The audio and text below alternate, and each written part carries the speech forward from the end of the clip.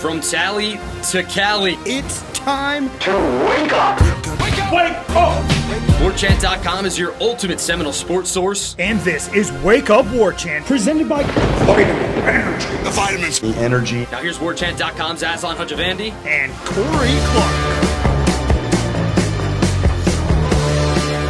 Wake up! It's Wake Up Warchant presented by Vitamin Energy. Coming up on today's show, have your roster needs changed after watching 10 playoff games and who we see left standing? Just how fleeting is the reputation of an elite college football coach? And oops, they did it again. Miami backs up the Brinks truck for a portal quarterback, but this Wake one Up with a Warchant payload presented of by Vitamin potential Energy, issues. vitaminenergy.com. Sip the juice.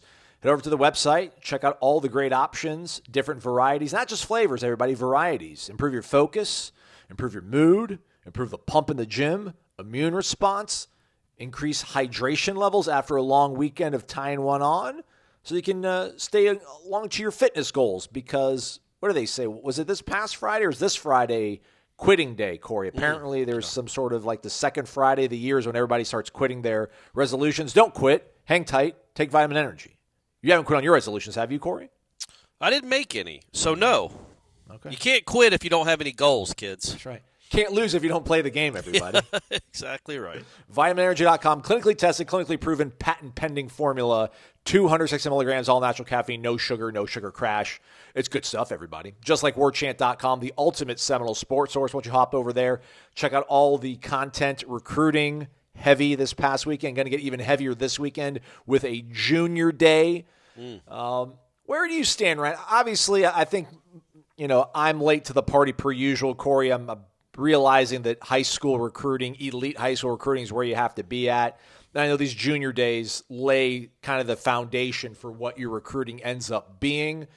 But it's so far. I mean, it's a junior day, and it's January. And I know relationship building starts early on in this process, but how much stock do you put into what these kids say to guys like Michael and Matt and everybody else that does recruiting on the beat this deep into the cycle, I guess you could say, or maybe this shallow into the cycle? Shallow. Yeah, I don't put much stock into like what they say. I think the stock, what I would put into if I was trying to analyze the potential of having a good class 2 years from now or a year from now, who's here? Who do you get to show up? Yeah. Because if they're willing to make the trip, that we all know how recruiting works now. There is money but I don't believe they don't get appearance fees for a junior camp. Like, they show up because they're interested. And so what kind of big names do you get over the next 3 or 4 camps that's I think where you can put some stock into is who shows up, not what they say, because they all say positive things at every camp they go to, whether it's Arkansas, Florida State, Florida, Washington, name it. You talk to a recruiting writer after the fact, they're never just going to blow up the place and be like, well, this was a waste of my time. They don't know what they're doing. So they're always going to say positive things. Oh, they're in my top 30. That's what I would like kids to at least go to top 25 and then maybe like, okay, they're receiving votes. They haven't made my top 25 yet, but they're receiving votes. Maybe a couple more phone calls, some cool texts or memes. They'll creep into the top 25. So I think that's more anyway, that was a long answer to say I don't put a ton of stock into what they say about the staff. I don't dismiss it completely. If some kids are just effusive about Malzahn or White or Knighton or somebody like that, I would take that seriously. But otherwise, I just want to know who's here. Right, and I feel like, the level, maybe we'll have Michael here later on in the program, but I feel like, obviously there's a caliber of guy you want on campus, but I feel like they've had that level of guy, the Cam Coleman. You got to keep it up, right? You got to keep it up. When he first got here, you weren't even getting the guys to visit. You get them to visit. Now there's obviously the next next sequence there is to get them for an official visit, not just a junior day, and then, to offer them and for them to accept and sign and come play football for you for 3 or 4 years. That's all down the line. But it's like getting into the dance, man. Not a literal dance. Getting into like the NCAA tournament. Give yourself a chance. Under the sea dance? Yeah, the enchantment under the sea dance. I'm not talking about that. But get yourself into the NCAA tournament. Give yourself a chance. And that's what you got to do with these kids. If you give yourself a chance, and I feel like they've been in the running. Nobody ever wants to finish second or third in recruiting. But they've been in the running for enough that you feel like if these coaches can connect, and they can show some proof in the play that they have, this next fall, that maybe there's a chance they can kind of vault out of the top 21 that they've been in and vault into the top 10 in recruiting classes. The portal has quote-unquote closed, but again, teams that are still playing, Notre Dame, Ohio State, they're going to have 5 days after their final game, which is a week from now, the national championship game. I think, Jeff and Tom talked about it on the JCS on Friday. You mentioned defensive line remains like that one more position player you'd like to bring in the portal. I mean, they didn't host anybody else in the portal or anything like that this past weekend, but does that remain now that having like a week to sit back, watch some of these semifinal games, Corey, see the way it all kind of played out? That reinforces the need for a defensive player? Do you maybe look at it and think that you got to outscore, get somebody offensively that's going to shine? Or where do you sit right now in terms of the last sort of pieces Florida State needs to put together for this roster for the upcoming season? I mean, I would make a run at Jeremiah Smith, see if he's willing to. He's a free agent, right, Aslan? Is he not? Yeah, was it a 3-year deal? Don't think so. So make a run at him. That would be a big addition to the roster. Look, I think that there's one goal, and there should always be one goal at Florida State. It's to win a national championship. I mean, there's only been, I don't know, man, the last 30 years, how many schools have won more than Florida State? 2? So, I mean, that is always the goal at Florida State, is to win the national championship. With that said, I don't believe their current construct of their defensive line is good enough. And I think the starters, even if the starters excel, I think what separates a team that gets in the playoff from a team that wins the playoffs is you got to have some, you've got to have some able-bodied backups. Because you understand that if Texas would have beaten Ohio State, they'd be playing their 17th game on January 20th. Yeah. Like, that's the world we're living in. And I know the roster numbers are hopefully about to go up or are going up. I keep saying hopefully. I don't think it's official yet. But even still, I just want I want the floor of the backups to be better because, look, man, I think the defensive line, the starting defensive line could be pretty good. I mean, Darrell Jackson is good. He's an NFL defensive lineman. Don't know where he'll get drafted, but he's a good NFL lineman. I think the Williams kid from Nebraska is good, and you've got some veteran guys that can probably play well. I like that they're changing scheme. I just don't know if they would hold up. I think what they have now is good enough to get to the playoff, which, in all honesty, man, in 2025, coming off 2-10. And I shouldn't say it's good enough to get to the playoff as if I'm expecting them to get to the playoff. I'm saying it's not an absolute eyesore at defensive line. I don't think it's any worse than what Arizona State had, and Arizona State got there. But could Arizona State have withstood Texas? Who would they have played after Texas? Ohio State, and then Notre Dame back to back to back? No chance. I don't think. I guess I shouldn't speak like that anymore. It's a hypothetical. But that's where I think Florida State needs to still get. They've got to find some depth on the line of scrimmage. I would like one more special defensive lineman. But, yeah, when you look – but is that even a goal right now? Aslan? Like they've already raised the floor. So I guess I'm talking about, okay, to get to the Monday night of the national championship game, January 20th, I just don't think they're probably not good enough at most positions because who is? It's, Ohio State's got a lot of really good players. And they paid a lot of money for a lot of them. But I just wish that I felt a little better about what they can do on the defensive front because I do think the defense will be better, but will it be good enough to win a game in December against one of these types of teams that is just going to try to run it down your throat? That's what I wonder. So that's why I'd like one or two more. I mean, we do say that, but, as I pull up our friends over at Noles Fan and look at the 13 team, which, again, is like the gold standard for excellence in all facets of football other than punting. It's okay, Carson Beck. It's okay. But Kaysen, not Carson. Come on, Aslan. Show some respect. That's a national championship That's punter. Right. My bad, Kaysen. And a Lou Groza Award holder. He bounced back. He was here for 14, wasn't he? Bounced back actually. Yeah, he was good. 14. His last year was good, yeah. Sorry, Kaysen. Come on the show. We'll talk about it sometime. But, I mean, it was Timmy. It was, Mario Edwards was playing on the edge. But you had Eddie Goldman was playing a little bit, and then, now Lawrence Stample. Yeah. So, you weren't Jacoby was in there. Jacoby was in there some. Yeah. And look, let's be honest. That defense got very, very tired at the end of the game. This is true. Jernigan was puking. And they gave up an 80-yard, what could have been a game-winning drive, and a 30-yard touchdown run on the what would have been the final play. Could have been the last touchdown. Well, it was the last touchdown that Auburn scored. Could have been the game-winning touchdown. I would say if there was one weakness of that team, and there wasn't one, it was the backup defensive lineman. You had Christian Jones on the edge. He was an NFL player, was not a draft pick, but he played in the league for a few years. Obviously, Mario Edwards is still playing. He is, man. I think Eddie Goldman is still playing because he was with the Falcons this year. Yep. How crazy is it that Jernigan is the one that's – Jernigan was an unbelievable football player. It was good in the league. Maybe that's just, it's hard to be a defensive tackle for a long time. But I think that team, you're right. That was the one weakness, I think, is they had the. But again, I wasn't calling it a weakness. I'm just saying I don't know if they need this.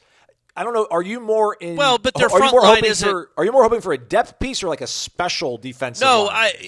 I just want to know. Obviously, you want special. I want somebody that can start, and then all of a sudden, just think what that does if one of those guys I just mentioned, one of the transfers becomes a backup. Well, that makes everything better. You get to rotate more. They're fresher later in the game. They're fresher later in the year.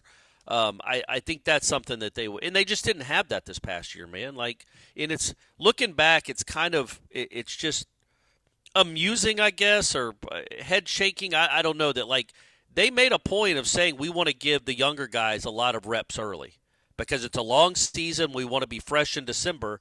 And I think the theory was, we want to be fresh for the ACC championship game and maybe a playoff run. So we don't want to play Darrell Jackson and Josh Farmer 50, 60 snaps a game. Well, good. You didn't even get to 3 wins. But that's I'm relitigating last season. I think that I want a starter. I want an NFL player to come in and play on the defensive line. That just makes everything better. And then now a guy that was going to be your starter would have been an okay starter. Now he's pretty darn good for a backup. That's a nice piece to come off the bench to give you 25 snaps a game. And I'm thinking specifically maybe it is the Williams kid from Nebraska. That's a nice piece if you're running him out there 30 to 35 snaps instead of 60. Yep. That's a nice. You got 3 or 4 defensive ends now you can rotate that you feel good about. So we'll see, man. I know they've loaded up at linebacker. I know it's a different kind of defense, so I kind of have to get my mind around that we're not going to see a traditional 4-down defensive lineman all the time. So maybe these linebackers coming off the edge they certainly have a lot of linebackers now, and maybe that's what they're thinking. And they don't need, they just took 1 defensive lineman off the field, so maybe you don't like Adam Fuller was with linebackers. He's like, we only played 2, so we don't need more than 5 or 6 that we can rotate in. Well, the defense only needs 3 linemen theoretically, technically, because they run a 3-3-5. So maybe they're not looking for another defensive lineman. I just would be stunned by that. I think you need, if there's another big name out there to go get them, because that's the line of scrimmage, man. I think that's the message of this Final Four, right? The line of scrimmage. Those teams have some mothers out there on the line of scrimmage, both of them. Florida State didn't have any, not named, I guess, Jackson and Farmer, sort of. Like those, but Darrell Jackson and Josh Farmer obviously could have played at Ohio State or Notre Dame, and they would have gotten a lot of reps, I think.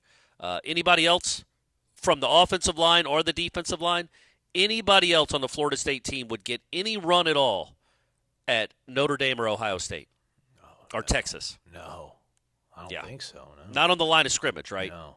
I don't think so. I just wonder if – I'm talking about last year's team, yeah, by the way. That's what I meant, yeah.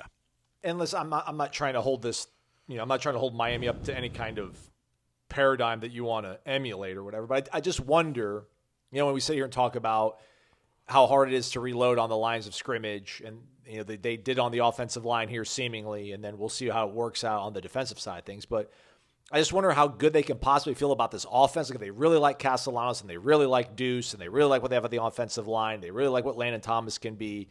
They went after that running back who ended up going to South Carolina, Rasul Faison. I just wonder if there's any kind of let's try to aim for that top 10, 15 level offense, like maybe not top 5 like Miami was, but then just don't have a absolutely horrendous joke of a defense. And then maybe in this conference that can get you places into the dance that we mentioned earlier. And then to dovetail that into this, Corey, about, we're talking about the teams that are still alive. Now there's only 2 teams alive. But this guy that's really heavy into analytics with college football, this tweet kind of got some more traction. The receipt was brought back out by the guy who made this himself, this guy, College Football Matrix, David Bartu. Oh, yeah, I saw you retweet that, yeah. He was asked in July how many teams realistically have a chance of winning the national championship this season that's wrapping up before us right now. And he lays out his formulas. You need to have top 10 recruiters, 3.5 stars or better, at offensive coordinator and defensive coordinator, so I guess he ranks coordinators. What does that mean? I don't know. All right, okay. I'll read it verbatim. Top 10 recruiters with 3.5 star or better at OC and DC, and top 25 in total scoring efficiency in 2023. And there was only 5 teams that met that level: Ohio State, Georgia, Texas, Oregon, and Notre Dame. And then, 3 of the 4 were in the semifinal, and the last 2 standing are that. The caveat is, unless you can find me a recruiter who's 11 to 15, top 11, top 15, with an NFL-level quarterback. That example has won 2 of the last 25 national titles. I don't know if that was maybe LSU in 2019 might have been one of them, although I don't think they were top 25 in scoring efficiency the year before they won it all. But it just kind of lends to have a really awesome offense, and that's the way forward, seemingly. I guess, but, I think Notre Dame and Ohio State have probably the 2 best defenses in the country, right? And Penn State was top 5. Yep. Penn State was really, really close to playing for the national championship, and they didn't complete a pass to a wide receiver. Now, I think it's too much to think that you're going to get that kind of defense at Florida State in a year. And I don't even know if we're trying to learn lessons from these 4 teams. I just think it's too early. I know that guy was puffing his chest out about that. Well, they were also 5 of the top 7 ranked team preseason in the country, too. So, great. It would have been nice if he'd have pulled, Arizona State. What did he think Arizona State was going to be? Because Arizona State was really close to being in the semifinals. Really close. And I know he didn't have them with a 3.5 star OC with an NFL, you know what I mean? So that's a little too vague, all that stuff for me. You need good lines of scrimmage. And you don't even need a great quarterback, clearly. Look who's playing. I think Will Howard's a pretty good quarterback.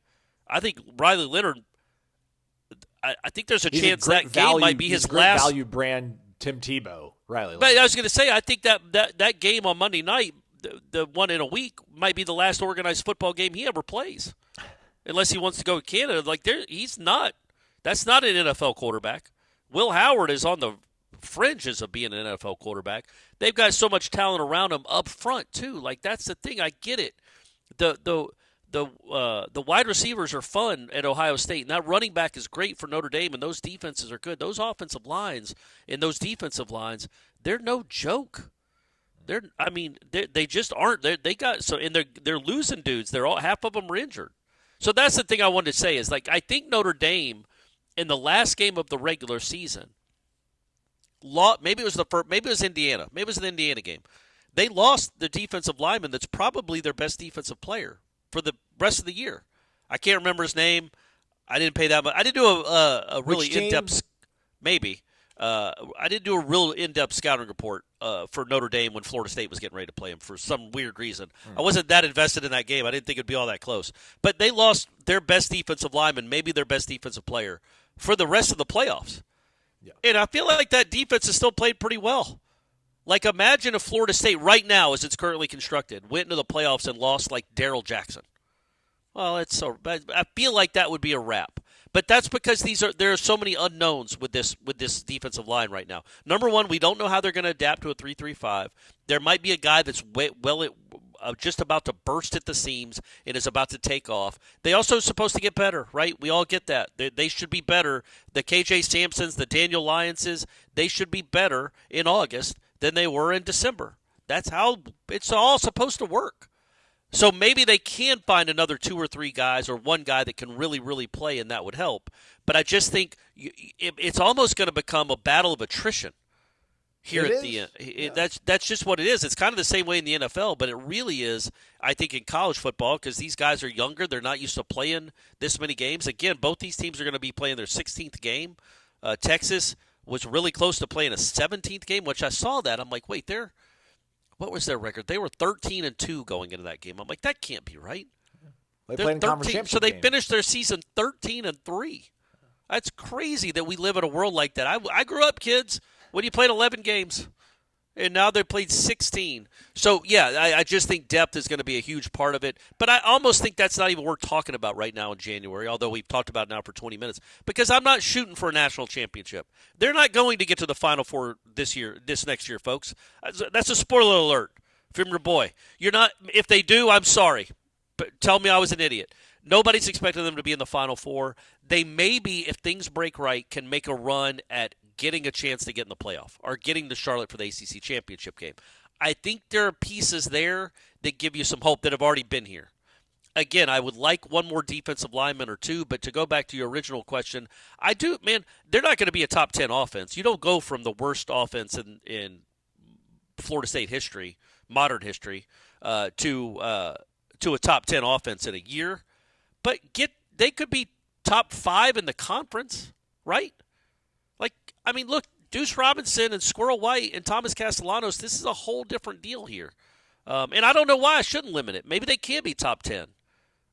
Cam Ward is just a whole – Cam Ward changes everything. They were 31st, by the way. They were 31st in total offense last year, Miami. They finished this season, I think, 8th, like their regular season, 8th. Oh, did they? Okay. All right. And I think they were number 1 in scoring, though, weren't they?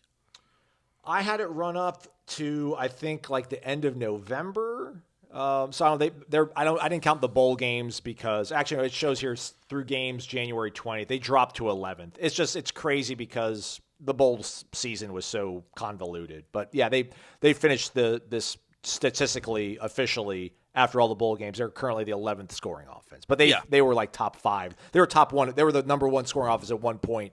Towards the end of the season. They didn't get shut out in the bowl game. I would have thought they'd still hung up there. I don't know who to pass them. But either way, whether they finish 1 or 5th or something, Thomas Castellanos isn't Cam Ward. He is not going to have that kind of impact on the offense. But you don't need him to. You need him to have get to better than average. Get to average. Like worst case scenario, become an average offense. Average 30 a game. You're going to go to a bowl. That's not what the standard is here. I get it, folks. I get it. I think it can be better than that. I think we literally have no idea. It's a brand new starting 11. So I shouldn't put any limits on it. Go be a top 10. I mean, you've got Malzahn. You're paying him a lot of money. You're paying a lot of these guys a lot of money. They're all veteran linemen. Maybe it can be top 15 or 20.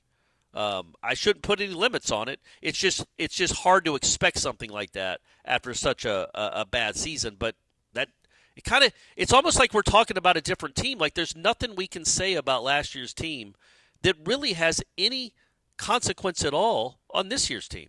Like there's nothing to take away because none of these guys played here last year, and it's a whole new collection of 11 guys. We have no idea what it'll look like. Like we can say that we didn't like some of Norvell's play calling, we didn't like his timeout usage, we didn't like how they couldn't run the ball, but all that's gone. It's a different team we're talking about now, so it'll be interesting here in 8 months. Corner Pocket Bar and Grill, cptallybar.com. It's been the unofficial site of everybody in Tallahassee coming out watching the college football playoff. Finish it out next week, but in the meantime, hang out throughout the week. Daily lunch specials from 11 a.m. to 3 p.m. for only $8.99 with a side dish of your choice. On Mondays, it's a half-pound Black Angus beef burger, all beef. Again, side dish of your choice, only $8.99. How was the CP this past weekend? Rocking and rolling for the semifinals, Corey Clark? You're a man on the streets, boots on the ground. I tell you what, Friday night couldn't get a table. What? It was insanity. It was like it wasn't quite what it's like for a Florida State game, but it was close. It was really, really crowded. Now it was a Friday night anyway, and those are always fun and popular at the Corner Pocket. But the game added a little extra flavor to it. So yeah, man, it was Thursday night too. Was a really good crowd, especially the second half. People were really dialed into that game. But yeah, and it was a fun weekend at Corner Pocket. 5 straight nights of playoffs, man. That's good times. Yeah. Come on out, check it out for yourself. cptallybar.com, the website, 2475 Appalachia Parkway, physical address, Corner Pocket Bar and Grill. Let's wake up Warchant. It's presented by Vitamin Energy, vitaminenergy.com. Shake it and take it, everybody. Got Michael Langston here. Michael Langston doesn't need vitamin energy. We should give you all the vitamin energy you ever want, Michael, because you're always out there working god-awful long hours, man. We appreciate you taking time out to hop on here, talk recruiting. Let's get to it. We know the Junior Day is coming up later this weekend, but let's talk about what happened this past weekend. Let's start off with a legacy. We like legacies around here. They pulled in a transfer receiver that was a legacy in Deuce Robinson. Can they get a defensive back legacy that was like all-pro level talent in Antonio Cromartie? Yeah, Antonio Cromartie Jr., he was at FSU this weekend. He's from Carrollton, Georgia. Had a really good senior year, really productive senior year. He's also the teammate of Shamar Arnox, who's on the team already. Yeah, he's from the 2025 class, so they know each other pretty well. And I don't want to ever say something's a given, but it just feels like, this one looks, very likely for FSU. Everything clicked. Certainly, it was really good. Just being around Norvell and being around these new defensive coaches, I think, was definitely, a good thing for him. I think being around Evan Cooper, certainly Patrick Surtain always makes a big impression in him. We know what Norvell does. So this one feels like it's almost, I almost expect it. Okay.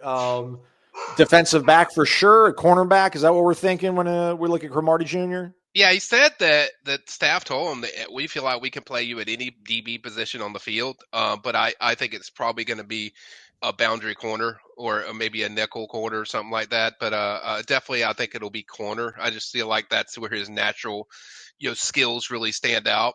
But yeah, he's a guy that Pat's liked a lot for a while, and then they got a spot open for the high school, class. I think they got enough spots where they felt like, what, this is a guy we like, gave him an offer on Christmas, and then everything else took care of itself. But I think everything clicked very well for the official visit, and I think there's a really good chance you could get another legacy in here. Man, how about our guy coming off the edge in that clip right there? Man, looked real good. Yeah. Looked real good. Well, let's keep it on the defensive side of things. Florida State, I'm going to ask you about a transfer process later, but Okay. Hey, man, you always need pass rushers. You always need guys on the defensive line. Zahir Mathis, where is Zahir Mathis, you think, in terms of Florida State's wants for this upcoming class and how they kind of maybe where he positions himself after this visit?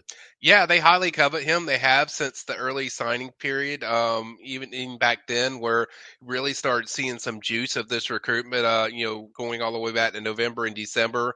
They really, really worked hard setting up this official visit, and he really likes what they do, the amount of edge guys they play. That certainly is attractive, to him and attractive in the schemes. And he has a previous connection with Terrence Knighton, which he told us after in the interview today. So I think there's a lot of things. I think the thing that FSU will probably have the edge on, the other two teams are Michigan and UCLA, but I think with FSU, there's an edge in just the way he can make an early impact as a freshman compared to those other places. I think it might take a little longer, but I think with FSU, that's a place that, if you're good enough and you're explosive enough, I think he could certainly see the field a lot earlier. A guy that they've coveted, very highly from the start. Probably the guy, if I was saying like you're trying to replace would be Javion Hillison when they lost him.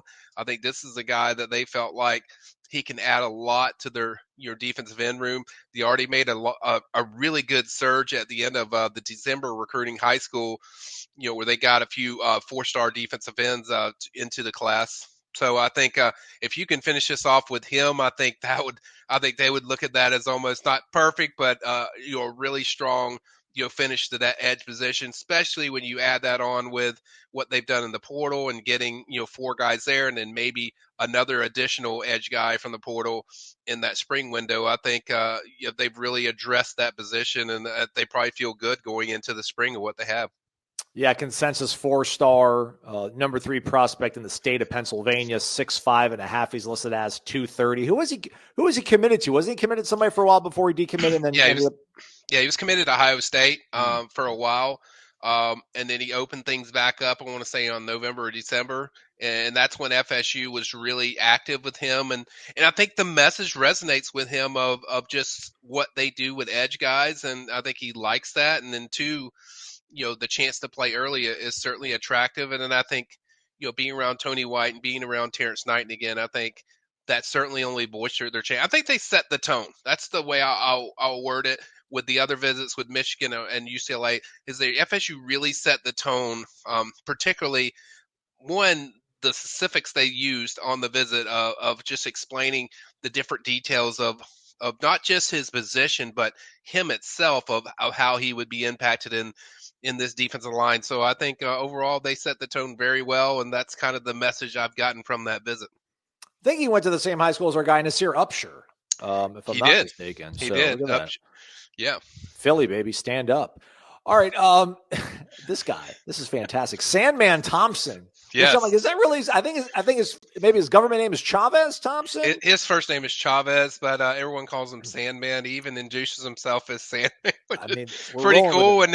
But then when you pop in the tape, 33 pancake blocks as a senior, 6 alone in the state finals game. By the way, played for Cocoa, same school as Javion Boggs. Already signed with FSU and enrolled. Now he just transferred there for this year, but I don't know how well they know each other. But that's kind of where I think a lot of that name comes from. The pancakes. I guess you can say put the defensive lineman to sleep or whatever you want to call it. But overall, it's a fun nickname, and certainly I've known for a while that FSU has wanted to get a center in this class. They know they have one for the portal, but I think they want one that they can develop with depth, and certainly this is certainly a strong possibility because there's previous ties to Herb Hand that are pretty strong, from what I've heard behind the scenes, and then Thompson kind of revealed that as well, that their relationship goes back a while, and then just the connection he had throughout the visit with Norvell, it seemed to be really strong. And I mean, really, everything seemed to click. It's really just, do you want to start at FIU or do you want to get, developed with the history of what Herb Hand has? And I think there's a lot of, I don't think you take official visits like this unless your intentions are that, hey, I could end up at Seminole. That's kind of the way I view it. But, there's no indication that, hey, it's definitely going to be FSU, but I'd say it's likely. Yeah. Again, just for the folks that might be listening to the podcast or into this, actually, no, shoot, even Cromartie's at 25 guys. So these are all 3 guys that we just talked about. Yes. These are all guys that would be able to come in February. Correct. Okay. All right, good. I thought we were maybe talking about some guys that were looking at no, those are all 2025 guys.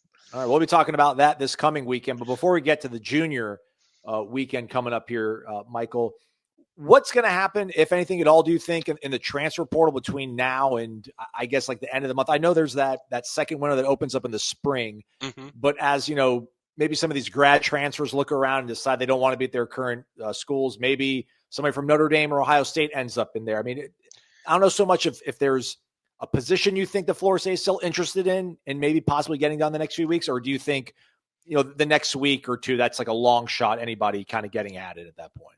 I haven't heard a lot, but that doesn't mean something won't happen because they have their eyes on certain guys that they could pop in there. Certainly at the edge position for me and then the receiver position for me, those are the 2 that I'd circle. If there's ones that pop in there that they have a connection, we know this guy. That's the thing. I try to explain to people, you don't need a visit for a kid to just pop or commit. He doesn't have to visit your school for them to commit. I mean, there's a time frame between, January 1st and January 5th, and then the first drop and add, on the 9th or 10th. But I mean, overall, they can literally commit to you. Now, when they enroll is kind of the question. But I don't think there's any rule that says you can't commit. I don't know the visit practices of when you can go in there as far as take a visit if you're a portal guy. But overall, there's nothing that stops these guys from committing if FSU sees one they like. Now, there's certain circumstances where you have something where there's a waiver and they can get enrolled into the early fall window. But overall, I'm expecting most of it to happen in the spring when we hit that spring period. But I wouldn't rule it out. I'm not going to say it's a guarantee, but I'll just be honest, people. I have not heard a lot of buzz with it, that there's some additions that are coming that they're expecting, but I do know they're still talking a few. All right. How crucial is this junior day that's coming up here, Michael? And is it any different in terms of caliber of athlete that will be on campus than years past, or is it kind of the same level in Florida State, just hoping to be able to close these deals out and make the relationships a little stronger once the finish line gets a little bit closer. Yeah, I think it's really good based on the early indication of this, stuff we have. Several, 4-star defensive ends are in there. You see a lot of 4-star, D linemen. I think defensive backs. We usually see that. I think, with Patrick Surtain, he seems to get them, all in there. So I think there's, you'll see some offensive linemen there. So I think the talent is going to be really good. But I think it's really to kind of set the tone of what what you are as a coaches, of what you believe in, your principles, and just how that's gonna. I think really just you're looking to create buzz throughout the whole country of other guys, because these kids talk to each other, and really it's just about generating trust with these recruits, but also them getting to know potentially your future school, their coaches. So I think it's really FSU, setting the standard of what the staff is going to be and what the program is going to be with these certain additions in your staff. You got new defensive line coach, new offensive line coach, new safeties coach, all these things, receivers coach. So I think it's a lot of just we get to see how really good these guys are recruiting wise. From my perspective of to see kind of how their recruiting aspects affect these going in 2026. It's going to really tell a lot about where the strengths are, maybe where the weaknesses are, but mainly where the strengths are with a lot of these coaches. All right, there we go. Stay connected to WarChant.com's premium recruiting board. Michael and Matt got you covered. Michael, thanks for doing this. Maybe we'll do something else later in the week, get everybody prepared for Junior Day, and then if you need some help, let me know, buddy. You got it, man. Michael Langston, everybody. It's the dawn of a new year. Let us manifest abundance. Or let us live on earth and take a more measured approach. Do you know that 85% of us have at least one subscription going unused each month? Yeah, I'm included. Imagine paying $50 at the pump and getting no gas. Imagine dropping $20 on lunch and getting no food. Yeah. Let's get our affairs in order with Rocket Money. Rocket Money is a personal finance app that helps find and cancel our unwanted subscriptions, plus it monitors our spending. This can help lower expenses and lets us grow our savings. Let's max out those 401ks and IRAs. Rocket Money's dashboard gives you a clear view of your expenses across all your accounts, allowing you to see all your subscriptions in one place and let you know exactly where your money is going. And for the subscriptions you don't want anymore, Rocket Money can even help you cancel them. Rocket Money has over 5 million users and has saved a total of $500 million in canceled subscriptions, saving members up to $740 a year when using all of the app's premium features. Cancel your unwanted subscriptions and reach your financial goals faster with Rocket Money. Go to rocketmoney.com/game-on. That's rocketmoney.com/game-on. rocketmoney.com/game-on. Visit today. We're back. It's Wake Up Warchant presented by Vitamin Energy, vitaminenergy.com. Sip the juice. Watching that last semifinal game, Texas and Ohio State, Corey, and that last series, the last drive Texas had, the second and goal play that got blown up, and everybody just takes to the social media and absolute buries Steve Sarkisian, horrible play call. And, again, we're so far removed, or maybe not as far removed as we obviously were this past season. We think that the reload has got them, we can talk here semi-intelligently in a world of reality of them maybe making a run at the playoff. I don't know how deep they'll make it in there, but even before that game, Texas struggled to run the ball against Arizona State. Kyle Flood is thought of being like one of the best offensive line coaches in the country. Sark is one of the best play callers in the country and ends up not having any good really. I mean, they threw the ball on first and goal from the 1, and it was a pass interference call, which didn't help you at all. Right. Chip Kelly there for a moment. Ohio State couldn't get anything going, so Chip Kelly doesn't look great. It's just this, we hear all these great things about, all these other coaches outside the Florida State orbit about like they're the gold standard of play caller or offensive line coach. And then, when it comes your turn to start making big plays in a game, and if your coaching staff doesn't rise to the occasion, then you start bearing your own coaching staff, not realizing that everybody else around the country, like their own coaches have warts too. Like when you see these huge clutch situations and these coaching staffs or these play calls, does your mind wander anywhere to what like social media would have been like in 1997 with Bobby Bowden and Mark Richt like meddling back and forth and calling plays, or the way that people look and, grade out Mike Norvell this past year versus the way they thought about him like a year ago. It just, we put these people on these pedestals only to seemingly like tear them down as fast as possible. That I don't even know like who's the best play caller. I don't really think Chip Kelly was that incredibly gifted in the game against Texas. Texas just blitzed 5 guys before the end of the half, and then, a screenplay ends up going for 75 yards, and it's a whole new ball game going to half. It's crazy to see these guys that, you're kind of envious of. Like me as a fan, like I wish we had the best offensive play caller apparently around in Steve Sarkisian, but then you see what he does in a big-time game. You're like, well, maybe we're all right with who we have. I saw a tweet. I can't remember who it was from. It was somebody that played the game and coached the game. I can't remember who it was from, but he was talking about how the more he's it was Ralph Russo, who's covered college football forever. And I'm not saying I trust a media member's just take on college football, but he was saying he's talked to so many coaches over the years, and they tell you the best way to judge a defensive coordinator is how hard their team plays. Because everybody can scheme it up, and everybody can scheme it up. I think it was Russo. But in that, obviously that takes precedence. You got to know what you're doing. You've got to put your team in a good position to succeed. But the second thing you look for is how hard do they play, man? How hard do they play? Because that says everything about who you are as a coach, in my opinion. And look, I've said it, I'm not going to qualify it anymore. I like Adam Fuller, and he had one of the best defenses in the United States a year ago. His team did not play hard for him. That defense very rarely played hard in 2024, and that's a direct reflection on the coaching. It's a reflection on the head guy too now, but it's also a reflection on the defensive coordinator and the offensive coordinator. And I think, I just think, man, all these guys, as Jimbo used to say, they all know the plays. Everybody's got the same plays. It's developing a mindset, I think. Like, I'm sure there's some technical stuff that Herb Hand maybe instills or installs that Alex Atkins wasn't, that maybe helps these guys out. Or maybe he just installs an effort of a mindset. Like, I just think that's so important in life and in sports, but especially on the line of scrimmage and in football, you got to be physical, man. Like, it's awesome if you call really cool plays. It's also awesome on first and goal from the 1 when Texas is trying to run it up the middle that it doesn't get blown up.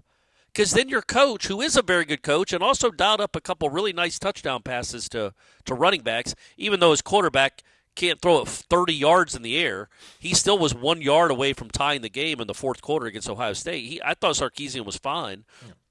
But, that was physicality on the line, man. And then Caleb Downs, like, that is a special dude. We get it. Mill Creek alum, same school as Brady Clark. Let's go. It's a good stuff. Former classmate of Brady Clark. Iron and sharpening iron. Yeah, I mean, he was a senior. Brady was a freshman. Whatever. Doesn't matter. They don't play the same sport. Never saw each other. But that play he makes where he triggers downhill on that second down. And it was a toss sweep or whatever it was. You really don't like to run sideways from the 1 yard line, but whatever. We can criticize the play call, sure, but what an amazing play by that dude. And obviously Caleb Downs is supremely talented. He's also very confident in what he's supposed to be doing, and he triggered immediately. And so it's not like there aren't Caleb Downs is just running around out there, but what he did wasn't just superhuman. It was just that he trusted what he had been taught, and he fired at the ball and made basically a game-saving play because it put him in 3rd and goal at the 8 instead of a touchdown or 3rd and goal at the 2. So I think that, yes, we put these guys up on pedestals, and we also kill them when their teams don't do well. Yes. And I think Adam Fuller is a perfect example of that. Guy was pretty good when he had Fisk and Verse and Renardo Green and Bethune and Lovett.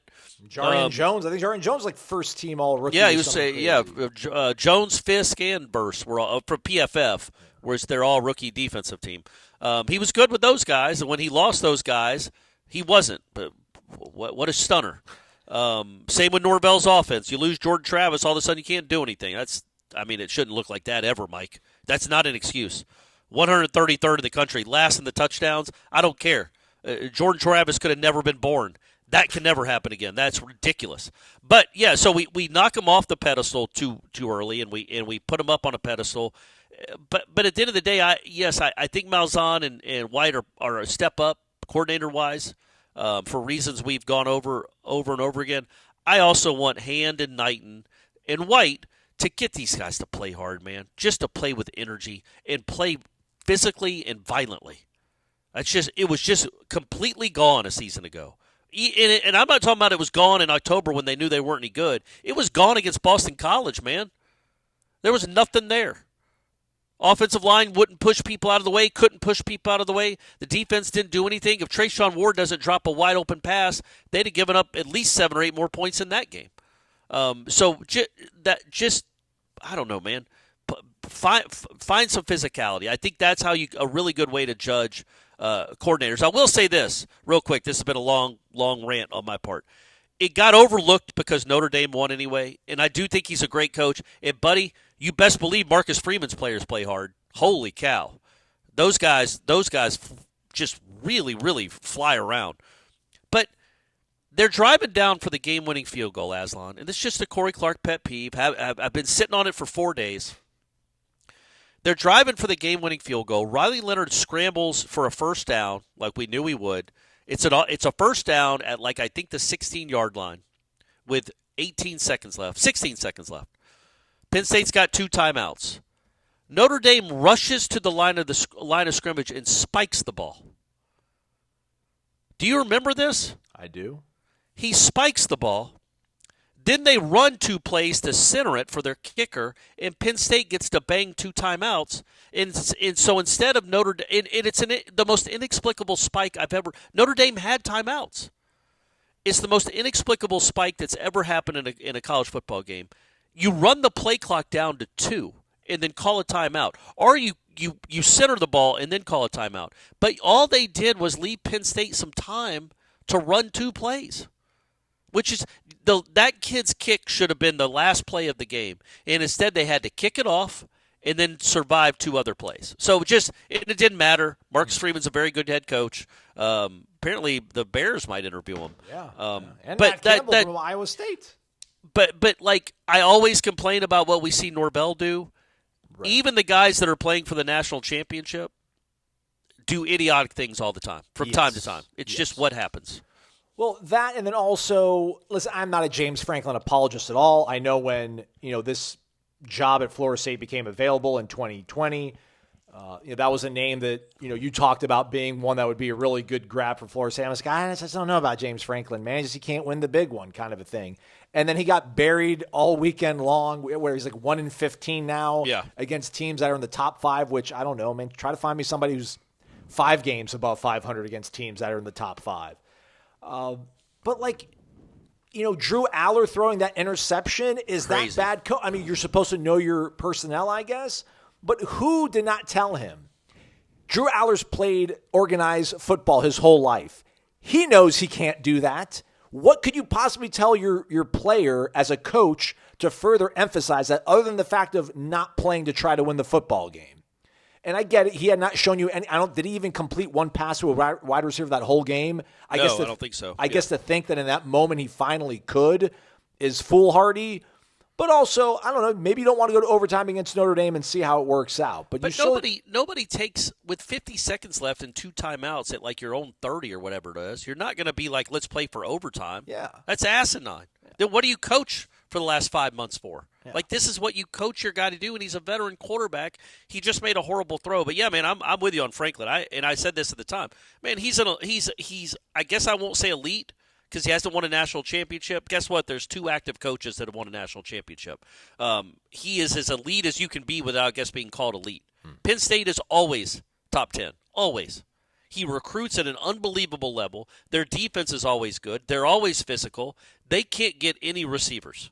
I don't understand it. It doesn't make sense. But if they could just figure out the receiver deal and get some special guys at receiver and not just running back or tight end, yeah, man. What else do you want? Other than the championships, clearly, and you want him to beat Ohio State and Michigan, guess what, man? Most teams lose to Ohio State. It reminds me a lot of Like, Michigan fans wanted to get rid of Harbaugh because he couldn't beat Ohio State. Until he did. Now Ohio State fans, until 4 days ago, wanted to get rid of Ryan Day because he couldn't beat Michigan. I mean, this is asinine. Don't take for granted being in the top 5 or 10. Don't take for granted being relevant and having a chance every year. And I know Harbaugh kept losing to Ohio State, but he turned that program into, okay, man, they're knocking their head against the wall. It gets old to keep losing to your rival. I get it. But they're getting closer and closer. Michigan was an afterthought for 15 years. And all of a sudden, okay, they're getting a little better. They're getting a little better. They are 10 wins. They're 9 wins. They're 11 wins. They just can't get over the hump until they did get over the hump. And maybe that's happening for Penn State. Maybe Franklin does it here in Tallahassee. Maybe he gets tired of all these fickle Penn State fans. And when Norvell wins the national championship this next year and heads on to the 49ers, you get Franklin to come on down. But, yeah, I just think, yeah, it's funny. Now, Ohio State's probably going to win the national championship. And their fans are still pissed because they lost to Michigan. And I feel like this is a great year to realize how much college football has changed. Because I thought it was laughable at the time how mad Ohio State fans were. I didn't call them the lunatic fringe like Herb Street did. But, guys, you're still in the playoff, and you still probably have the most talented team. In a month from now, you're not going to care about this Michigan game. And maybe they still do, which is crazy to me. But it would be like, let's say, 96 the Eagles. Florida, I feel like, you know? Well, no, I wanted to say, like, if the Eagles win the Super Bowl, some of their fans will still be upset because they lost to, like, the Commanders in Week 14. Our rivals. You can't lose to or they lost to the Cowboys. No, you can't compare an NFL team. You got to compare it but to a that's where we team. are now, right? That's what I'm saying. But Saban said with a 12-team playoff. You know, Saban mentioned in 2017 they lost to Auburn, but they ended up winning the national championship anyways. And But that's a top 4. I'm saying now, especially as an Ohio State fan, you knew when you lost that game the season wasn't over. So It does feel like the NFL. Like these games, these rivalry games, when they're of that ilk, where like you're already secure in the playoff, they become like the last game of an NFL regular season. Oh, man, that sucks. They lost to the Cowboys. I will get ready for the wild card round next week.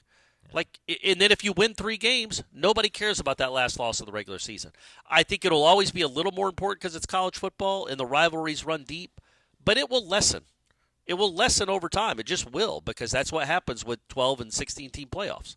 There's not as much on the line at the end of the regular season if you've already clinched a berth. And that's not saying that I think the regular season has been devalued all that much. I mean, it has to an extent. But, you know, there were, what, Aslan, would you say going into November there were 25 teams that had a realistic shot, they thought, of getting to the playoff? Like they almost controlled their own destiny. Like Colorado. If they don't lose to Kansas State, would have played in the Big 12 championship game, I think. Like, so there are 25 teams in November that have a realistic, not an outlandish shot, a realistic chance of getting to the playoff, and I think that's really good for the sport. What's bad for the sport is, Ohio not caring that much if you lose to Michigan. And I say that, I don't know any Ohio State fans, so if you're listening, let me know. When y'all beat Notre Dame, let me know if the Michigan loss still stings. Because will it? Do you think it will? No. Not that's if why. How could it? Yeah, you're a national champion, man.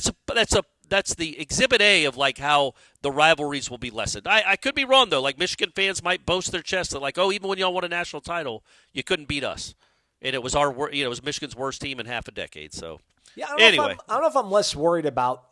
Listen, rivalries are what makes this sport so great. I don't know if I'm less. I don't want to say less concerned, but just the fact that Notre Dame is so battered. This is absolutely. Yeah. This sport has now become their more of offensive attrition. tackle, their starting left tackle, their best offensive lineman is out for the game now too. Yeah, and the player you mentioned before, Riley Mills, their interior defensive lineman who went out against Indiana, and they ended up winning 2 other games after he went down. But it just to get to this point in the season, like man, they've endured like a team flu or whatever. Jeremiah Love had a flu going against Indiana. He's got a Boobie Miles brace on his knee, but he's still out there hurdling people. And I'm like, God, I hope the Catholic Church takes better care of him than the town of Odessa took care of Boobie Miles after his knee injury. Well said. It's like you can't feel bad for Notre Dame that they found themselves finally back in the national championship game after 13 years, but. Like, do they look at themselves in the mirror and think they look anything close to what they were, November 25th? Like, probably yeah, you'll not. always wonder, though, right? It's like when if the Lions win in the playoffs and get to the Super Bowl, it's like, man, if they only had the defensive end, Hutchinson. Yeah. So yeah, man, this is the reality of college football. You got it. And look, the FCS level has been doing it for my whole life. The winner of the FCS would always end up playing 14 or 15 games. It's a 16-team tournament. Back when Georgia Southern was winning them in the 90s, and they were always like 15-0, and there's wear and tear on those bodies too. It's just the reality now. And look, man, they're getting paid too. So this is part of doing business. Is you gotta suit up 17 straight weeks if you're lucky enough to keep winning. Yeah. All right, on the way out, some comings and goings in the ACC. First reported by Pete Nakos. Shout out to Pete Nakos on 3 with the get on that one. But the Carson Beck decided to withdraw his name from the 2025 NFL Draft and then enter the transfer portal with a do not contact tag. And I think less than 24 hours later, he ends up committing to the University of Miami. First number I saw out there was $4 million. It looks like Bruce Feldman and Manny Navarro, friend of our show, Fells, friend of the program, reported something like maybe close to 3.5, almost double what Cam Ward was given last year, which I hope this House settlement kicks in ASAP, because if Carson Beck with a bum arm commands twice what Cam Ward got, then what are we doing here? Makes sense for him. It kind of makes sense for Miami, obviously. I don't think they can really trust Emory Williams going into the future here, because they have recruited fairly well. I mean, their offensive line, I think 4/5 of them will return intact. Yeah. They still have some weapons on the outside. They lost one of their more valuable wide receivers to the portal. They lost Restrepo, obviously. They still have their tight ends. Josiah Trader looked pretty good in their bowl game. Yeah, so, that one kid coming back for his 10th year, right? Yeah, tight end. Cam, whatever his name is. Defensively, they still haven't made their defensive coordinator hire. No, they did. They got the guy from Minnesota. Oh, that was, that happened on Sunday evening. Right? That was announced. Yeah, Minnesota University of Minnesota. The Minnesota Vikings. University of Minnesota, Golden Gophers. They're DC. I don't know. I mean, maybe that's what happens when you have to throw $3.5 million at a one-armed quarterback. But I love that the quarterback is going to be making. We know for sure, according to this reporting, and there's no reason to doubt Feldman or Manny Navarro, he's going to be making more than the OC and the DC probably combined. Which is like the NFL, right? Like, Patrick Mahomes makes more than Andy Reid, as he should. He's more important. Andy Reid coached a lot of football games, coached a lot of good football teams before he got his hands on Patrick Mahomes. Now all of a sudden he's a 3-time Super Bowl winner. So quarterbacks are very important. I would say with Carson Beck, this isn't sour grapes. I think it's not quite. I don't think it's like going from Jordan Travis to DJU. But it's analogous, right? Like going from Cam Ward to Carson Beck to me seems like it's of that ilk, where you're going from a special, maybe not generational, but very, very dynamic, good college quarterback. I mean, you might be the first player taken in the draft, to a guy that I can promise you Georgia fans aren't unhappy he's leaving. But has played a lot of football, has put up big numbers, has had good games and big moments. But it's just he didn't prove to be anything special. And he is not special, not nearly in the same way that Cam Ward is. But again, I think it's better than what they had, and they were desperate, because it seems odd. Like, what were they going to do? Wait for Quinn Ewers, I guess, right? Yeah, like it just didn't seem like they had any plan at all at quarterback. But I think that, it shows how desperate they are. But I don't say that as pejorative, like as a insult. That most teams are desperate when they go into January without a quarterback. So they absolutely overpaid for Carson Beck. I would love to know the conversations that happened behind the scenes, because look, man, it ain't like he didn't give. I would imagine he gave Georgia the chance to match, right? I would think so. And if he didn't, what does that say about that relationship? But also, what does it say that Georgia didn't match? And I would guess Kirby might have laughed when he heard the number. Like, are you kidding? No thanks. But what does that say about the kid when the other team isn't unhappy at all that he's leaving?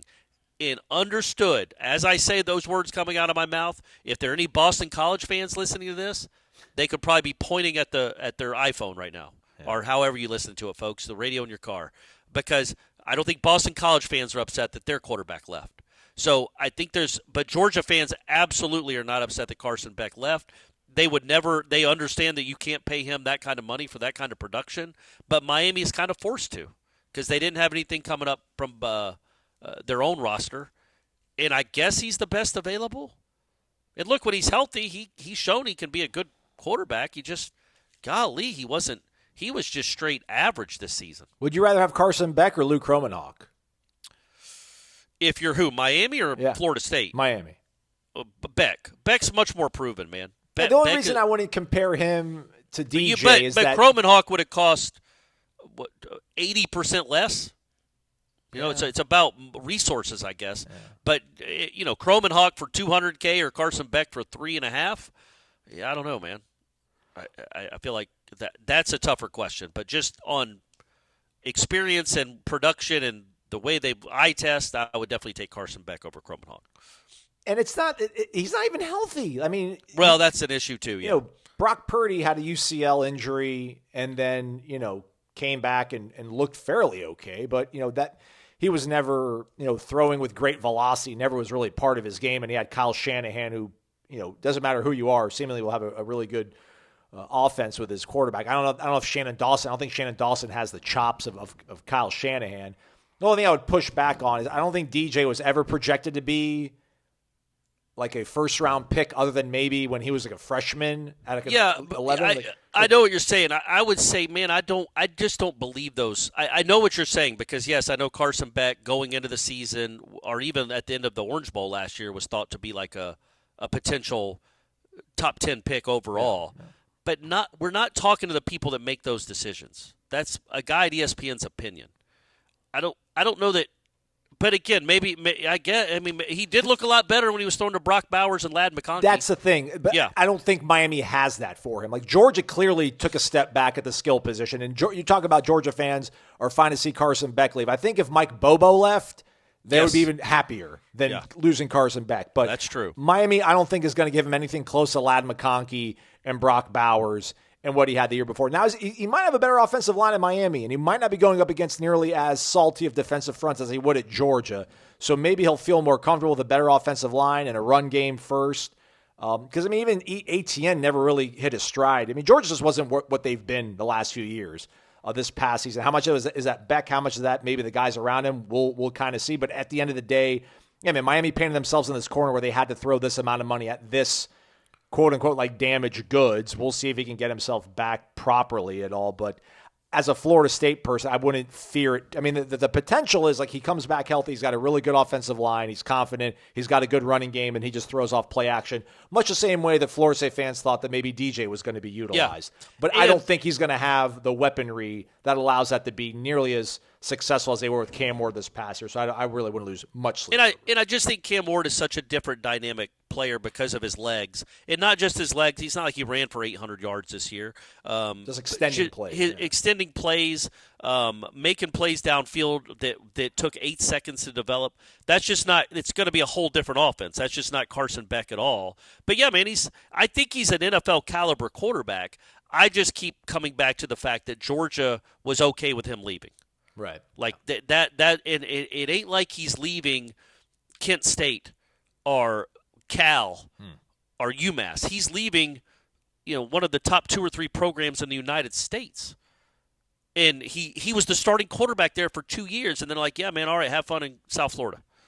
But yeah, apparently I know does he date one of those twins? Hannah Cavender. Okay, all right. So for people that.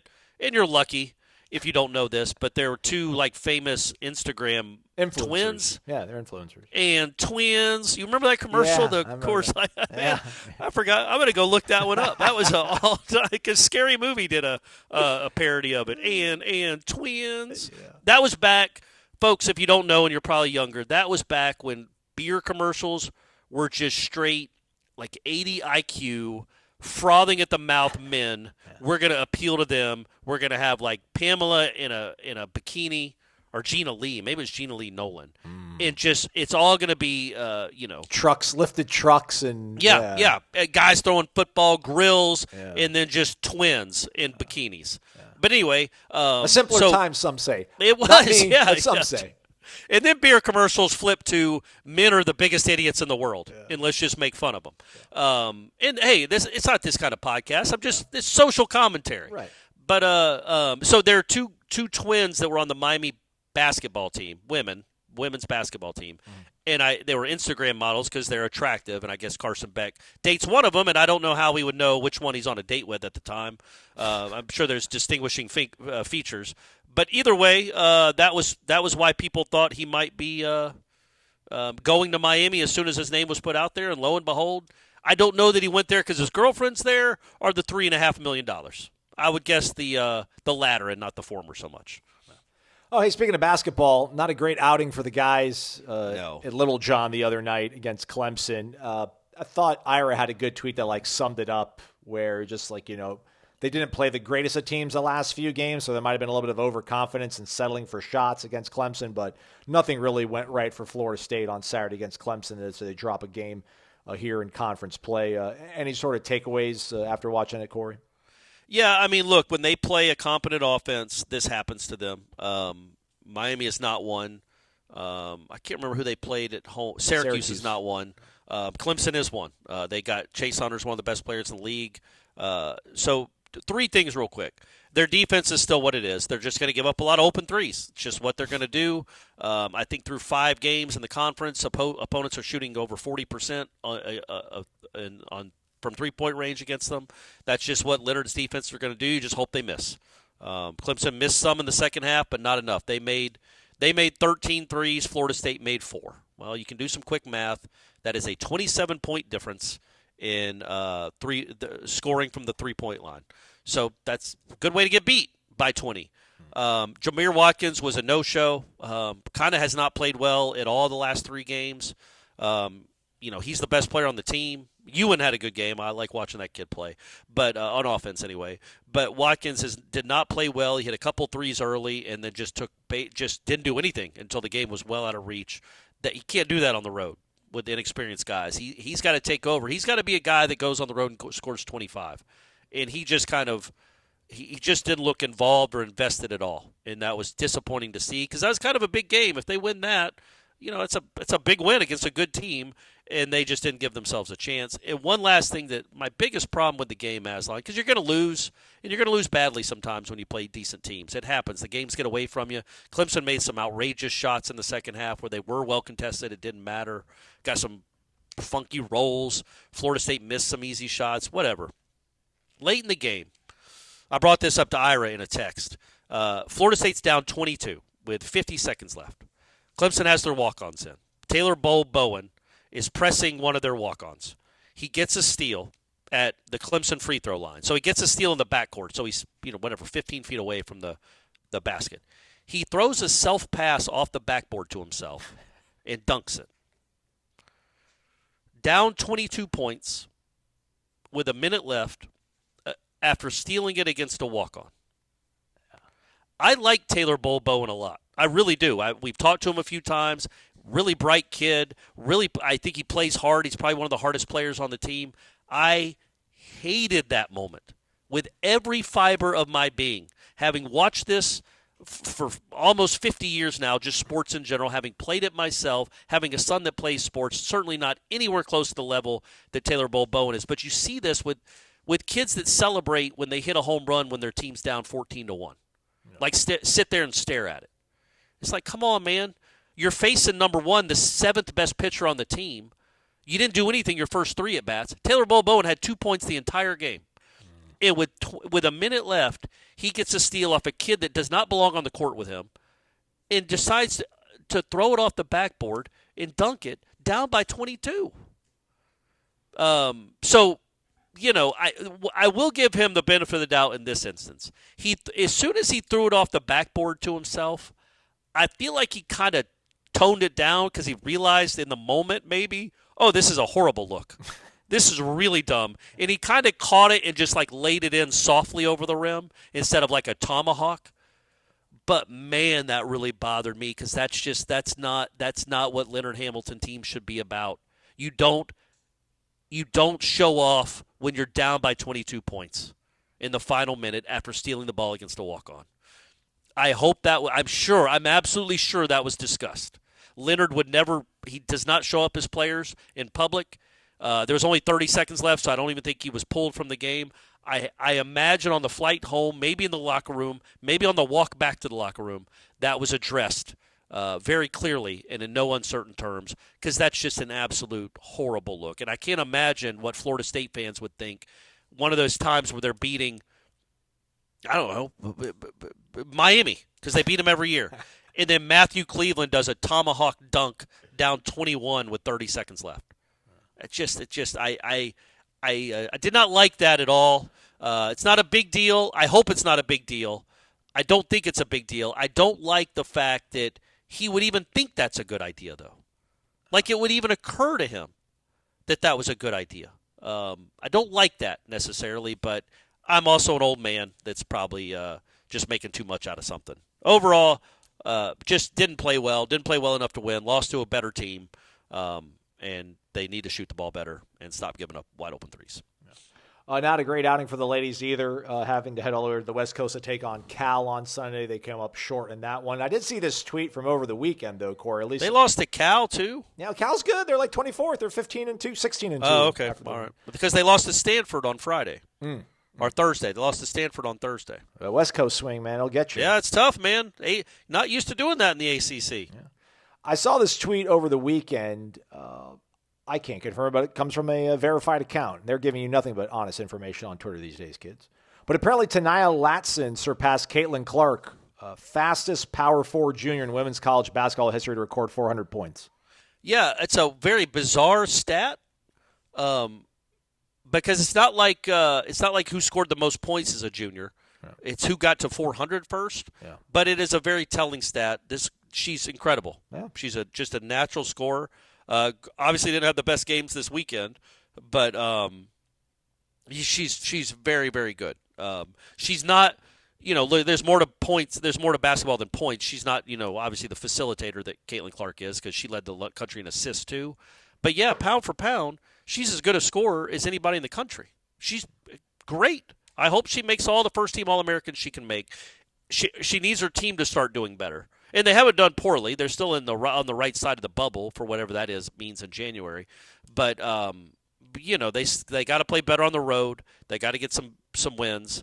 If they could be like a top 20-ish team and make the NCAA tournament and maybe win a couple games, I think she's probably first-team All-American. And I don't know either Florida State men or women the last time they had a first-team All-American. I mean, I don't know. George McLeod, maybe? Dave Cowens? Like, it's been and I can't, the women, I don't know, Natasha Howard, but I don't think yeah. So let's hope that the team starts playing well and Tania keeps tearing it up. All right. Well said. All right, that's a wrap for us. Jeff Cameron Show 1 to 4 o'clock, though, so stay on the lookout for that. Subscribe to the YouTube channel, Warchant TV. Everybody hit the thumbs up on the way out as well. Check out warchant.com. All you need to know on recruiting as we get ready for a big junior day this weekend. Oh, yeah. Hey, shout out to my wife real quick. Yeah, I buried the lead. So we have a kind of a flipped relationship in a lot of ways if you go by, maybe societal norms. But she bought a smoker, a big one, like a expensive one. Traeger? Yes, I think that's the name of it. Okay. And had her best friend come over and help her put it together while I was watching the Florida State men's game. Guys, I wanted to help her. But I was busy. I had to work. So I'm watching the basketball game. They're out on the patio putting it together. And then on Sunday, she went and got the meat and smoked it.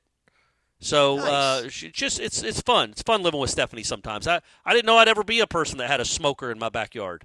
Boston butt, a roast? Chicken and butt. Got two of them going. She's doing a little experimenting to see what she's good at. And it was very funny. She posted about it on social media.